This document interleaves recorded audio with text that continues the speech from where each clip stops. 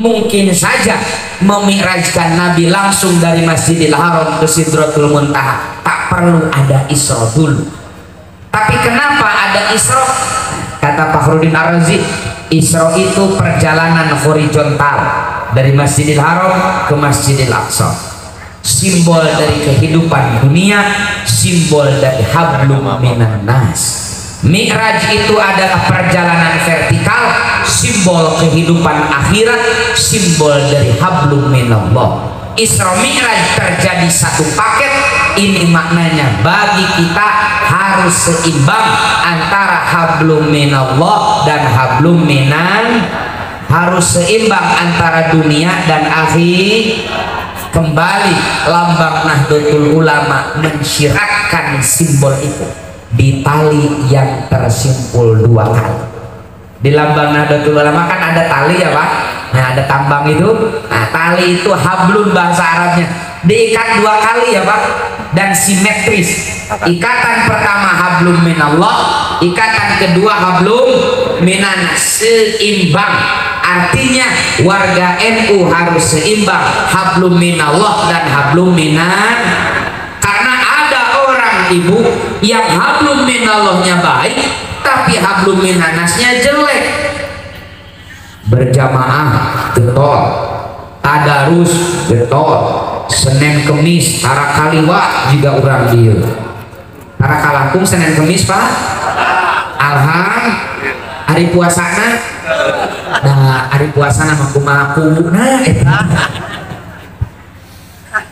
jadi tahajud getol, tadarus getol, itikaf getol, mencaci maki orang getol, nyebar berita bohong getol.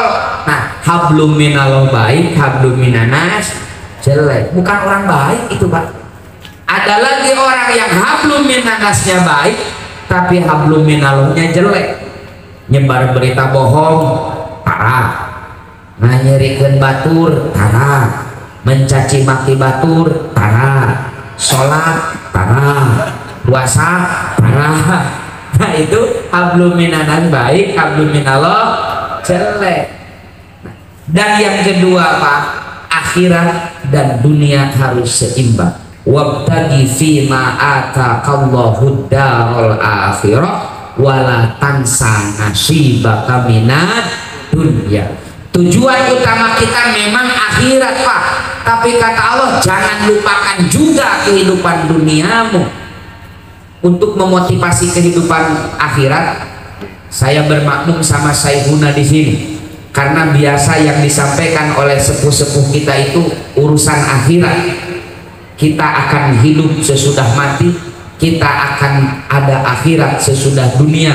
Yang sebenarnya yang hakiki itu akhirat, pentingkan akhirat. Itu sering disampaikan. Yang jarang disampaikan itu memotivasi kehidupan dunia. Saya akan ambil bagian ini, memotivasi keduniawian. Urang dudun ya Pak, aya nama materi urang dudun. Kenapa? Dunia itu penting Pak. Penting gak dunia? Duit penting? Harta penting? Penting. Makanya Sayyidina Ali pernah bilang maqamadin illa bil mal. Agama tidak akan tegak tanpa dukungan dana Pak. Coba kita mau pengajian seperti ini, cukup tawasulan saja, kemudian malaikat Jibril bawa sound system. Enggak perlu duit kita itu.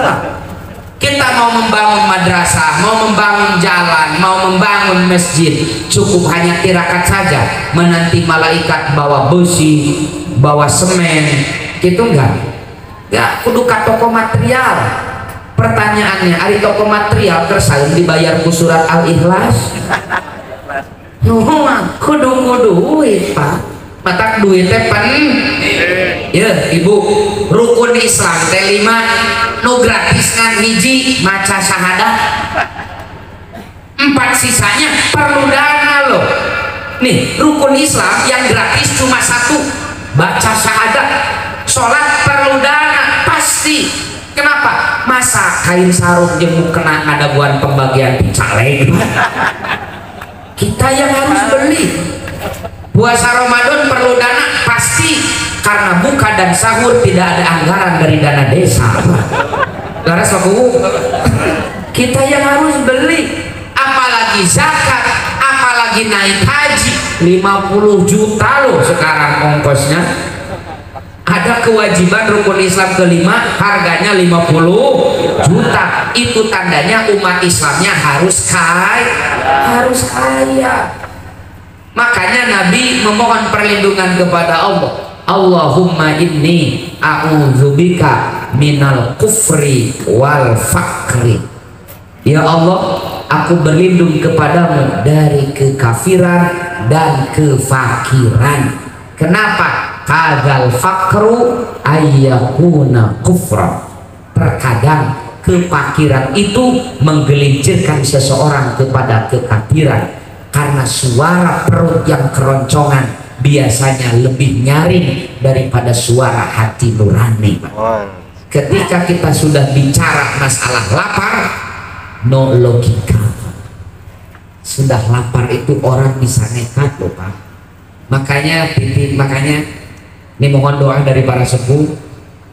Kami di Gerakan Pemuda Ansor sudah 1 tahun genap. Bulan Rajab kemarin saya mendapatkan mandat dari pimpinan untuk membuat materi aswaja sugih, kata Gusman itu.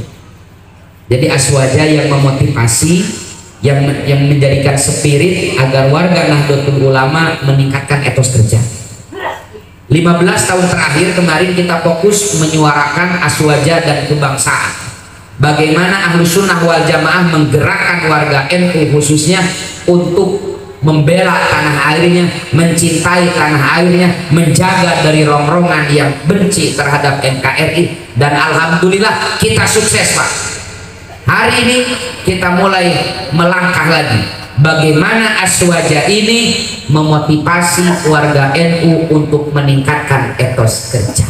Kenapa? Mencintai tanah air tidak hanya dengan lisan dan hati, harus ada bukti di dunia nyata. Seperti ibu, suami ibu bilang I love you kepada ibu 5 kali sakoe. Pas lohor, mama I love you. Selesai asar, mama masih I love you. Maghrib, mama I love you kene. Tapi teu pernah maraban, teu pernah ngabiayaan. Ibu percaya moal kunaon teu percaya ngan ukur waos teu aya buktos. Makanya kalau kita mencintai tanah air, mari kita kelola Nusantara ini, manfaatkan sebanyak-banyaknya untuk kesejahteraan rakyat sebagaimana yang diamanatkan oleh Undang-Undang Dasar 1945. Jadi perlu kerja, harus kaya, warga NU harus kaya. Kenapa? Dengan kekayaannya kita bisa menyupport perjuangan dakwah. Dengan kekayaan kita bisa menyantuni yatim piatu. Dengan kekayaan kita bisa menyantuni janda tua. Catat Pak Dewan, janda tua yang disantuni itu. Kalau janda muda itu modus namanya. Janda tua. Ya, jadi penting Pak Hoyong Benghar, kata Nabi, la hasada illa fisnatain. Tidak ada hasud. Jadi kalau istilah kita, hasud hanya diperbolehkan dalam 2 hal. Satu, kita iri kepada seseorang yang Allah berikan limpahan harta dan ditasarufkan kepada jalan yang diridhoi oleh Allah. Kedua, kita iri, kita hasud kepada seseorang yang Allah karuniakan ilmu dan bisa menerangi umat. Jadi harus kayak itu Pak Hoyong Benghar. Diajak Benghar teh hararese ya. Pak Hoyong Benghar, ayo kesemangat. Pak Hoyong Benghar usaha. Dah iya mah ari ngadoa hayang Benghar pagawean musuh. Lain ulah Pak musuh tepek teh pilih dan digeresep ngan ieu mah ngabejaan we sesama tukang musuh. Ya tukang musuh mah moal maju hirupna teh. Soalnya lamun maju 3 jemput. Maksud saya itu antara doa dengan ikhtiar itu harus matching, jangan paradok. ya, jangan parado. Kalau memang, jadi jangan begini ibu, kita memohon kepada Allah ingin kaya, tapi ketika BLT dibagi ibu mau. Ini hati-hati loh, ngadoa ke Allah hayang benar, tapi di data ku RT hayang kan BLT untuk orang miskin kan, laras deh bu.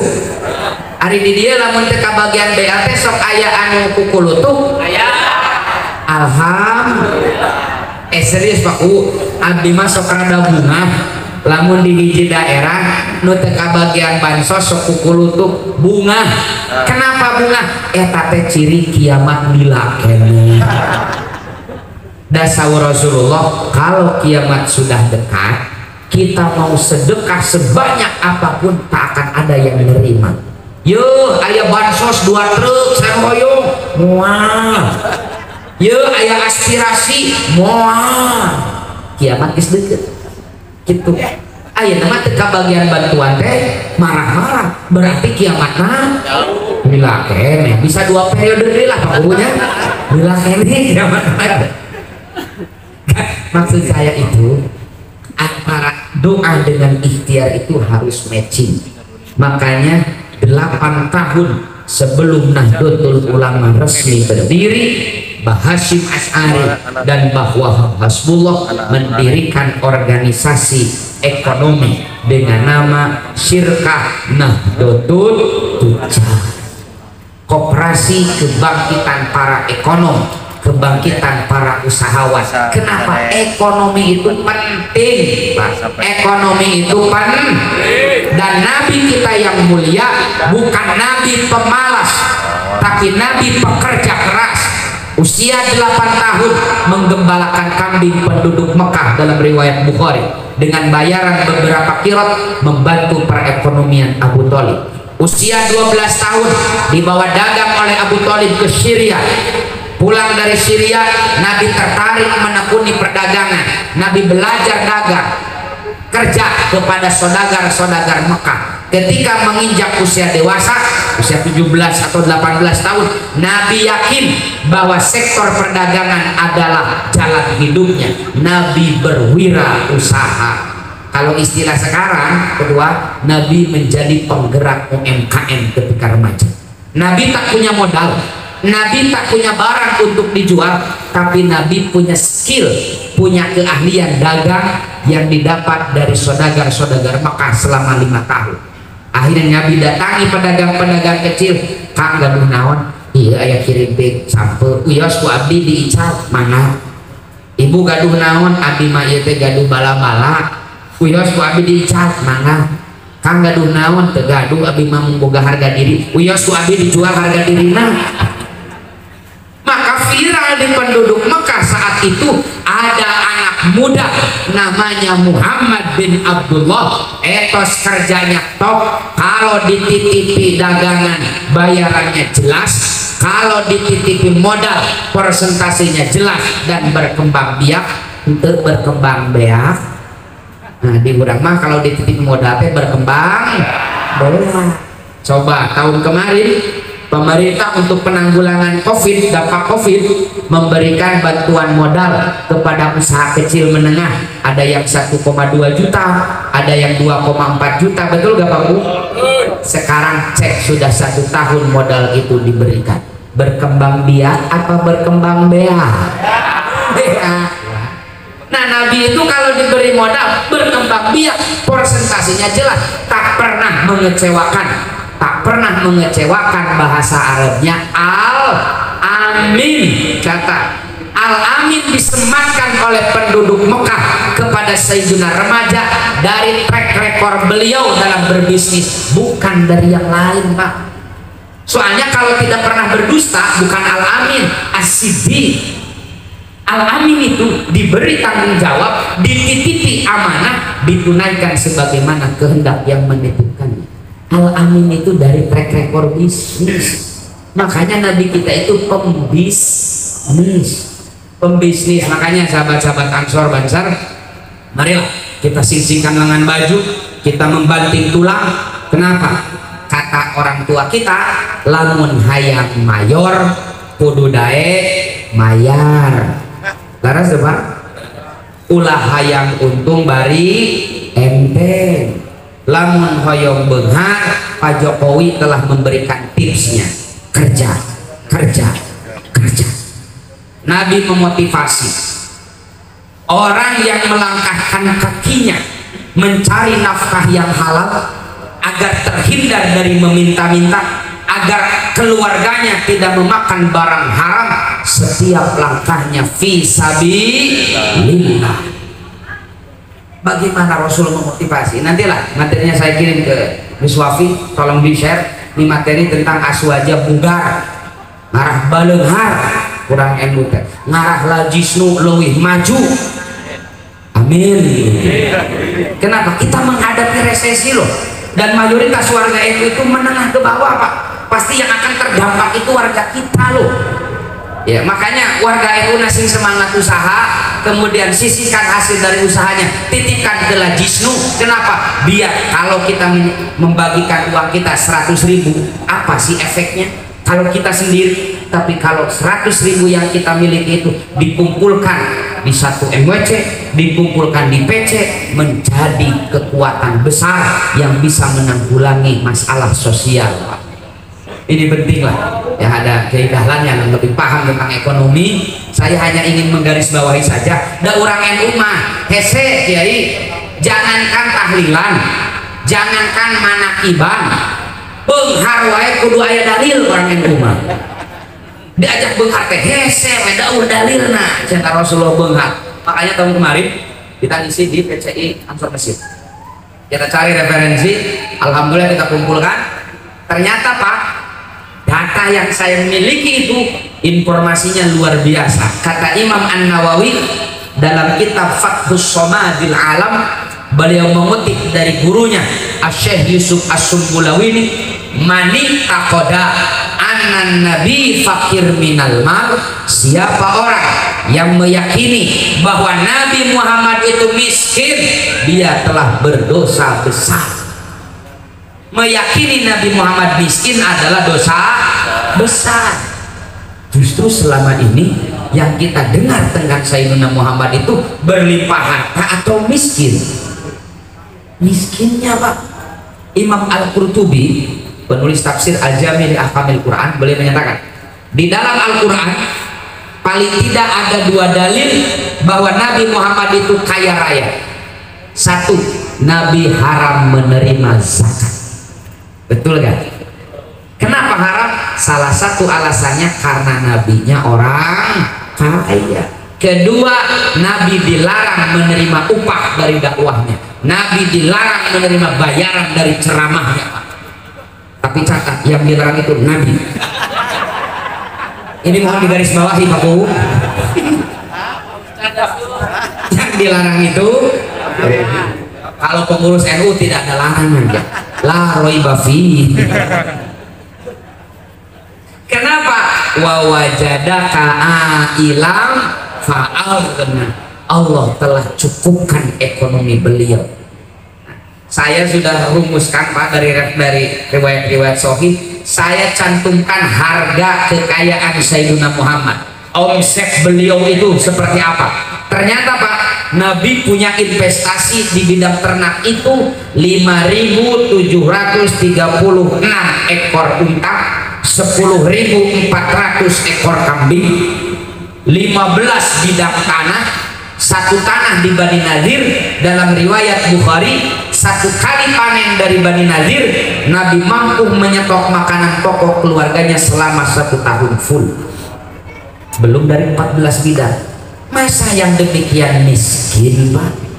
Kaya Nabi itu. Dan catat, kalau Bapak gak percaya Nabi itu kaya, Ibnu Hisham meriwayatkan nih, ngarah orang NU nurutan Rasulullah teh lain dina tawasul, lain tawasul unggul, sanes dina istighosah unggul. Dan Rasul disok tawasul langsung istighosahan Pak. Mau nyebutkan tawasulan Allah tidituna tah eta can kaditu. Ya can kaditu. Tapi urang contoh Rasulullah teh dina beungharna, dina kayana. Berarti kaya itu ku Rasulullah di taudan fakir tepat ya, di taudan ya sepakat semangat nah benar catat Nabi wa asdaqoha Rasulullah sallallahu alaihi wasallam isyrina bakratan Nabi menikahi Siti Khadijah dengan memberikan mas kawin 20 ekor unta. Kalau satu ekor unta harganya 30 juta paling murah kali 20 sudah 600 juta. Kebayang ada pemuda usia 25 tahun mampu memberikan mas kawin senilai 600 juta. Kira-kira pemuda miskin, pemuda benghar. Lalu dalam hadis riwayat Imam Muslim, Abu Samah bertanya kepada Aisyah, ya Aisyah, berapa mas kawin Nabi untuk istri-istrinya? Kata Aisyah, setiap istri Nabi diberi mas kawin 500 dirham. 500 dirham itu senilai 213 gram emas murni. 9 istri Nabi, karena yang Khadijah mas kawinnya paling banyak. Sofiyah binti Huyai al-Akhtab dari Yahudi itu istri Nabi, mas kawinnya dimerdekakan dari perbudakan. 9 istri Nabi yang lain mas kawinnya 2 ons emas murni. Ayah di dia bahwa mas kawinnya 2 ons emas mimpi kan kira-kira anu bisa mere mas kawin 2 ons emas murni kasalapan istri nak miskin benghar. Kemudian Nabi memberi rumah kepada istri-istrinya. Sepakat semua ahli tarikh, istri Nabi rumahnya sama. Kita ambil sampel saja, rumah paling kecil tipe 36 yang bersubsidi KPR, ayah salapan. Kira-kira jami miskin, jami benghar. Benghar. Tahu bapak rumah Aisyah, gambarannya rumah Aisyah saja. Sebesar apa? Gambaran. Kamar Aisyah bisa menampung 3 jenazah. Jenazah Nabi, jenazah Abu Bakar, jenazah Umar di kamar Aisyah dimakamkan, dan Aisyah masih bisa beraktivitas di dalam kamar. Berarti kamarnya lain 3 kali 2. Kamar ibu bisa dimakamkan 3 jami di kamar ibu. Kamar Aisyah teh tapi kamar wungkul manya imah kamar wungkul. Ayah tengah bumi na, ayah dapur na kali ini menunjukkan bahwa catat kekayaan Rasulullah itu bukan hasil meminta toh dari Allah. Ya Allah perlu mas kawin geblung, enggak. Tapi hasil dari peras keringat banting tulang mencari nafkah yang halal. Makanya kalau kita ingin diakui sebagai umat Nabi Muhammad, giatlah bekerja, giatlah Fa'idha qudiyatis sholah fangtashiru fil ardi wabtagu min fadlillah. Kalau sholat telah ditunaikan, bertebaranlah di permukaan bumi, cari karunia Allah, rizki dari Allah. Kasabrang kapal Lembang hari balik mawa masih kena tuh masih agak semangat ini Pak. Jadi yang kedua apa Isra Mi'raj itu? Seimbangkan dunia dan akhir, seimbangkan hablum minallah dan hablum. Terakhir Pak, saya kadang bertanya, Rasulullah dalam hadis Muslim bilang begini, ketika aku mi'raj, aku melewati 7 lapis langit. Di setiap langit aku bertemu dengan nabi-nabi tertentu. Langit pertama bertemu dengan Nabi Adam, kata Nabi. Langit kedua bertemu dengan Yahya dan Isa. Langit ketiga bertemu dengan Yusuf. Langit keempat bertemu dengan Idris. Langit kelima bertemu dengan Harun. Langit keenam bertemu dengan Musa. Langit ketujuh bertemu dengan Nabi Allah Ibrahim. Pertanyaannya, kenapa yang ditemui Nabi cuma itu? Dan kenapa urutannya tidak runut Pak? Pernah ditanyakan nggak Pak? Kalau Nabi Adam di langit pertama, enaknya Nabi Idris di langit kedua dong. Betul nggak Pak? Tapi Nabi Idris di langit keempat loh. Oke, kita kaji secara serius. Mi'raj itu perjalanan menuju Allah, melewati 7 lapis langit sebagai bekal menghadap Allah. Artinya ketika kita mengarungi kehidupan menuju Allah, ada 7 bekal yang harus kita miliki. 7 bekal itu disimbolkan dengan 7 lapis langit dengan khas Nabi yang ditemui di sana. Langit pertama Nabi Adam. Apa bekal pertama yang harus kita siapkan dengan bertemunya Nabi dan Nabi Adam? Nabi Adam itu Pak adalah Nabi, adalah manusia yang pertama mendapat mandat langsung dari Allah untuk menjadi khalifah, untuk beribadah kepadanya. Adam. Jadi dengan bertemu Nabi Adam kita diajari bahwa kita harus tahu asal usul dan tujuan kita dari mana dan akan kemana. Inna lillahi wa inna, nah baru wa inna ilaihi raji'un. Artinya kalau menurut para entrepreneur itu, kenapa Nabi Adam itu simbol target. Kita harus punya target dalam menuju Allah itu. Coba tukang dagang Pak, ditaruh kan kunaon dagang, tambah kesel awe. Serius mau ada dagangan? Mau kenapa? Tidak ada Nabi Adam adalah simbol dari target, dan target kita jelas, fid dunya hasanah wa fil akhirati hasanah wa qina adzabannar. Target NU pun jelas di dalam Qanun Asasi pasal ke-8 di sana disampaikan. Target tujuan NU didirikan, 1 untuk kemajuan bangsa, 2 untuk tegaknya syiar Islam yang berpaham Ahlus Sunnah wal Jamaah, 3 untuk kemaslahatan umat, 4 untuk merealisasikan doktrin Islam rahmatan lil. Targetnya jelas. Setelah menentukan target, Nabi naik ke lantai kedua bertemu dengan Yahya dan Isa. Yahya Isa itu 2 orang Rasul yang wafat masih muda, dibunuh oleh umatnya, meskipun nanti Nabi Isa diselamatkan di injury time oleh Allah. Tapi intinya 2 orang Rasul ini selesai dakwahnya di usia muda. Bekal kedua adalah simbol anak muda, semangat dan siap berkorban. Kalau kita ingin fi dunya hasanah, semangat dalam mencari kehidupan dunia, rela berkorban. Panas saeutik tani teh lawan, Korea saeutik dagang teh lawan. Kenapa? Siap berkorban. Kalau target kita ingin hasanah fil akhirat wa fil akhirati hasanah, tuluh saeutik lawan tahajud teh, sodakoh rada Korea lawan. Kenapa? Kita punya target di dunia hasanah wa fil akhirati hasanah, semangat dan siap berkorban, simbol anak muda. Setelah punya bekal kedua, naik lagi Nabi ke langit ketiga bertemu dengan Yusuf. Yusuf itu Pak, siapa yang tidak kenal kisah Yusuf? Bukan cintanya. Yusuf itu Ibu sejak kecil dibuang oleh saudaranya, diperjualbelikan di pasar Mesir, difitnah oleh Julaiha, lalu dipenjara, tapi jadi menteri di akhir. Laras Pak, bukan hal yang mudah.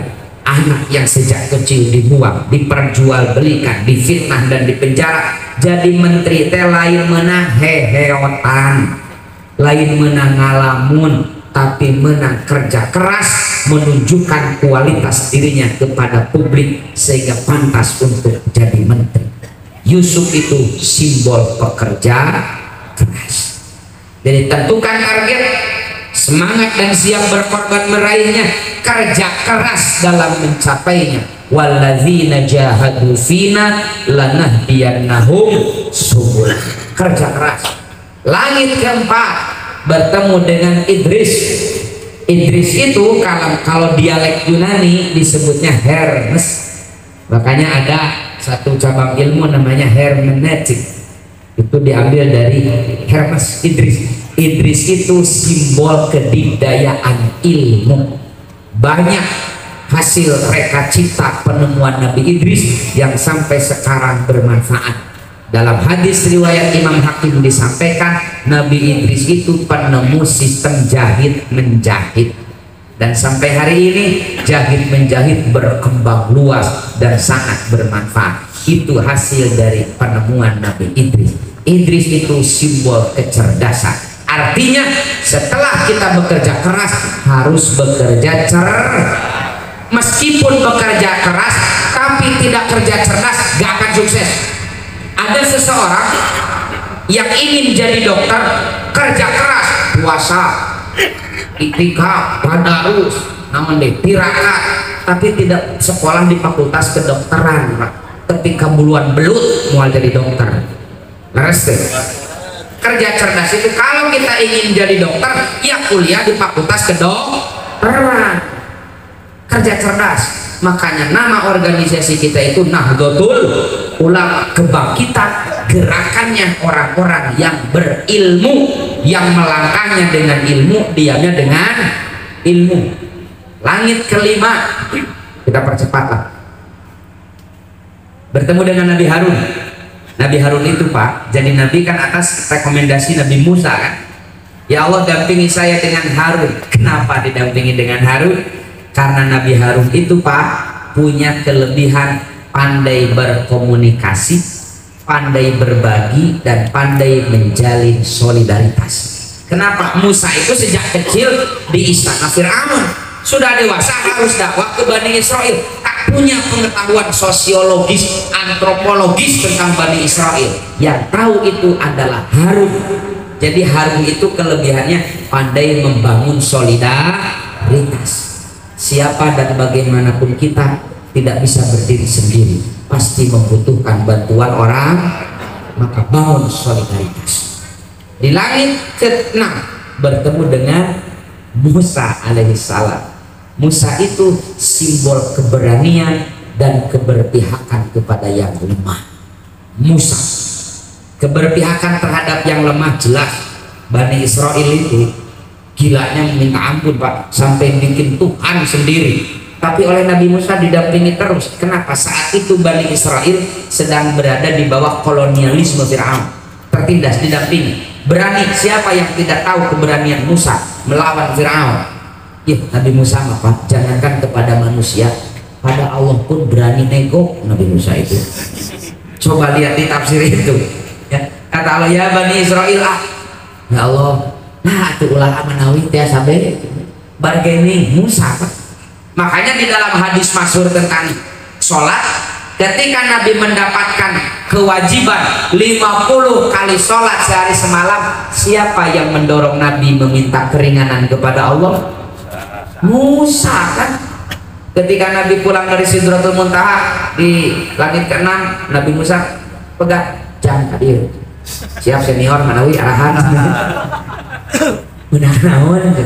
Iya kan, 50 kali sholat saminggu, sehari kan, saminggu.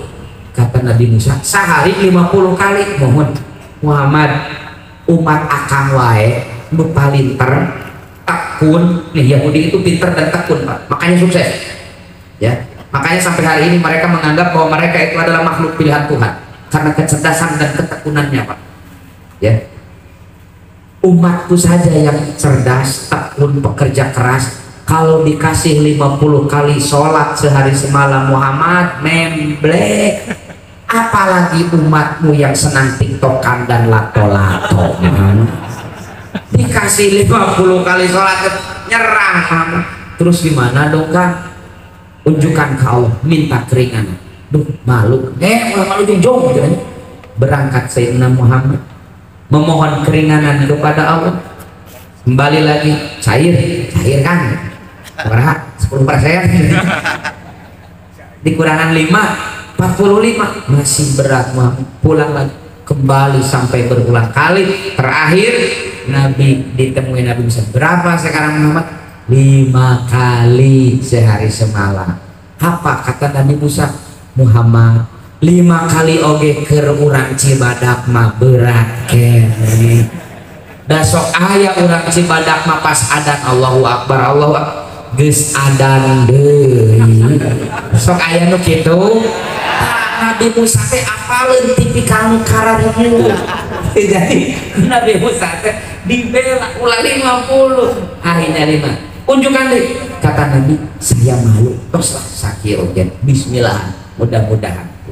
Jadi kita harus berterima kasih kepada Nabi Musa karena kita mendapatkan 5 kali sholat sehari semalam atas inisiatif Nabi Musa mendorong Sayyidina Muhammad. Coba kalau tidak diprovokasi oleh Nabi Musa, apa? Rasulullah membawa kewajiban 50 kali sholat satu hari semalam itu 24 jam, berarti setiap 25 menit kita sholat. Mual kabayang nyandung Pak Dewa 25 menit sehari sholat mah arek macul Allahu Akbar balik sholat Allahu Akbar balik hancur mah. Untung ada Nabi Musa. Jadi simbol yang keenam yang harus kita miliki dalam perjalanan menuju Allah itu berani menyampaikan kebenaran dan bela mereka yang lemah, bela mereka yang mustadafin. Allah akan senantiasa menolong seorang hamba selama hamba tersebut masih menolong sesamanya. Yang terakhir, bertemu dengan Nabi Ibrahim alaihissalam, simbol ketawakalan dan pasrah total kepada Allah. Nabi Ibrahim kan begitu, Pak. Sami'na wa ata'na, sembelih putramu siap. Nabi Ibrahim artinya pasrah itu nanti selesai setelah menentukan target, lalu kita semangat dan siap berkorban meraihnya, kerja keras dalam menggapainya, kerja cerdas dalam menapakinya, bangun solidaritas, bela mereka yang tertindas, baru pasrah semua hasil kepada ketentuan Allah Subhanahu wa Ta'ala. Iya macam ge usaha geus lemah, kunaon miskin takdir. Kita Jabariyah lain ahlu sunnah wal jamaah. Jadi bekal menuju Allah 7 dari perjalanan Mi'raj. 1. Tentukan target. 2. Semangat dan siap berkor. 3. Kerja ker. 4. Kerja cer. 5. Bangun solidaritas. 6. Bela mereka yang tertindas. Terakhir, serahkan semua hasil kepada takdir Allah Subhanahu. Selesai. Itu saja yang bisa saya sampaikan. Tapi Rasul belum kembali ke dunia ya. Nanti kalau ibu-ibu ditanya, "Mah, naon tadi teh Isra Mi'raj teh?" Teu beres, Rasul lagi can mudik. Jadi teu bisa disimpulkeun. Terakhir ya, Pak, minta 5 menit lagi lah. Ketika Nabi Mi'raj, beliau musyahadah berjumpa dengan Allah Subhanahu. Tapi catat, Allah tetap qiyamuhu bin nafsi mukhalafatulil hawadis la yahtaju ila makan wala mahar. Ya. Nikmat tertinggi itu, Pak, di surga saja kelak. Nikmat tertinggi itu musyahadah berjumpa dengan Allah. Maka kata Abu Yazid Al-Bustami, kalau saya jadi Sayyidina Muhammad, tak mau saya kembali ke alam dunia bersatu dengan makhluk-makhluk kotor. Indah, nikmat berjumpa, musyahadah dengan Allah, manunggali. Tapi Sayyidina Muhammad, Pak, kenikmatan tertinggi beliau tinggalkan, kembali ke tengah-tengah kita umatnya, ngopeni kita umatnya, Pak. Padahal Nabi telah sampai di makom qoba qausaini au adna. Nabi telah sampai di puncak kenikmatan, tapi Nabi tinggalkan kembali lagi ke dunia bersama-sama kita umatnya.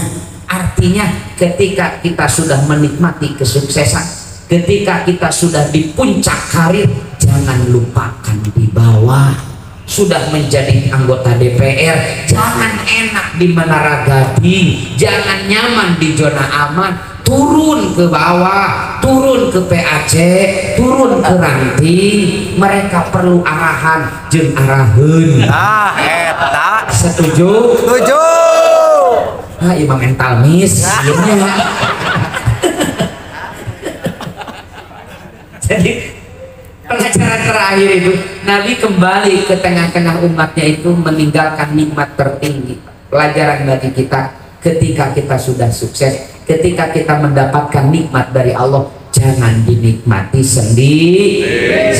Tingali kasih si kagigir, tingali bisi ayat tatangga muka pilaraan, tingali bisi ayat anak yatim nu mastakana kosong tina ilmu, hatena kosong tina agama, perutnya kosong dari barang yang halal. Mari kita hadir untuk berbagi dengan mereka. Yakinlah, semakin banyak kita berbagi, semakin banyak yang kita miliki. Janji Allah tidak akan dusta. Itu saja mungkin yang bisa saya sampaikan. Sebagai kesimpulan, bisi pohodei hikmah dari Isra Mi'raj itu satu, membangun optimisme, semangat dalam menatap masa depan. Hari esok harus lebih elok, masa depan harus lebih cemerlang. Kita bersandar kepada Sang Maha segala-galanya. Kedua, seimbangkan antara kehidupan dunia dan kehidupan akhir. Seimbangkan antara hablum minanas dan hablum minal. Yang ketiga, ada bekal dalam mengarungi kehidupan. 7 level yang Nabi lewati. Tentukan target, semangat dan siap berkorban, kerja keras, kerja cerdas, bangun solidaritas, bela mereka yang tertindas, dan terakhir serahkan semua hasil kepada kehendak Allah Subhanahu. Yang keempat, ketika kita di puncak kenikmatan, ketika kita sudah menggapai keberhasilan, ketika Allah memberikan kelebihan rizki kepada kita daripada yang lain, jangan dinikmati sendiri, berbagi dengan mereka yang membutuhkan. Makanya di dalam syariat agama kita ada infak, ada sedekah, ada zakat, ada wakaf. Untuk apa? Dalam rangka berbagi dengan mereka yang membutuhkan. Itu yang bisa saya sampaikan. Mohon maaf kalau agak serius karena memang kondisinya sedang serius sekarang itu. Jadi wabil khusus kepada sahabat-sahabat Banser, bukti dari kita mencintai NKRI adalah merawat dan ikut mengelola negara yang kita cintai ini. Jangan hanya di lisan, jangan hanya di hati mencintai NKRI. Mari kita buktikan dengan menyingsingkan lengan baju, membanting tulang untuk mengelola dan mengembangkan Nusantara, warisan para pendiri bangsa yang kita cintai. Hadanallahu wa iyyakum ajmain. Wallahul muwaffiq ila aqwamit thoriq. Wassalamualaikum warahmatullahi wabarakatuh.